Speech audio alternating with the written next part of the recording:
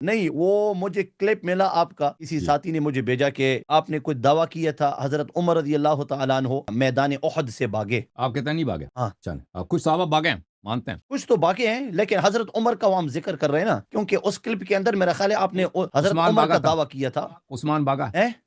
عثمان بھاگا. عثمان اس کو میں تو کوئی چھوڑو، عثمان کے لیے نہیں آئے ہیں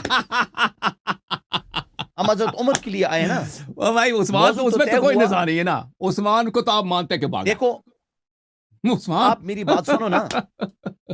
کچھ صحابہ بھاگے آپ ہاں مانتے ہیں. کچھ صحابہ بھاگے ٹھیک ہے نا. ہاں اور اس میں ٹھیک ہے. عثمان بھاگے ہیں وہ اس کا تو آپ انکار نہیں کر سکتے. ٹھیک ہے نا. نہیں نہیں، پھر یہ ابھی آپ عثمان کی پھر بات نہیں آپ ہو رہی نا. نہیں میں بات حضرت کر رہا ہوں. عثمان میں کی ابھی بات کرتا ہوں. میں کرتا ہوں. یہ عثمان کے متعلق یہ ہمیں بتائیں کیوں جواب نہیں دینا چاہ رہے. کہتا ہے میں نے بتایا کہ میں عثمان کے متعلق بات نہیں کروں گا. یہ کیا مطلب ہے کہ بات نہیں کریں گے؟ کیوں بات نہیں کریں گے عثمان کے متعلق؟ دیکھیں جب آپ خود مان چکے ہیں کہ جنگ سے فرار کرنا یہ فسق ہے اور عثمان تو بالوضوف ہے، اس میں تو کوئی نزاع ہی نہیں ہے. اس میں تو آپ تضعیف نہیں لا سکتے نا کہ حدیث ضعیف ہے کچھ بھی ہے. اس میں تو شک و شکوک بھی نہیں لا سکتے. عمر کے متعلق بھی نہیں لا سکتے. شیر کے پنجے میں آپ پڑ چکے ہیں.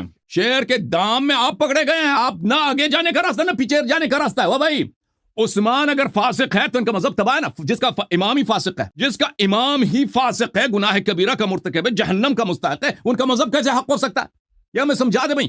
عثمان کے متعلق اپنے جواب نہ دینے کی وجہ وہ بتائیں کیا وجہ. اگر شراب پینا حرام ہے، دیکھیں شراب پینا حرام ہے تو پھر کہتے صرف عمر نے نہیں پیا، ہم ثابت کر صرف تو فلانے نے پی لیا بھائی. تو یہ کوئی بات ہوئی؟ ختم. وہ بھی تمہارا امام ہے، یہ بھی تمہارا امام ہے.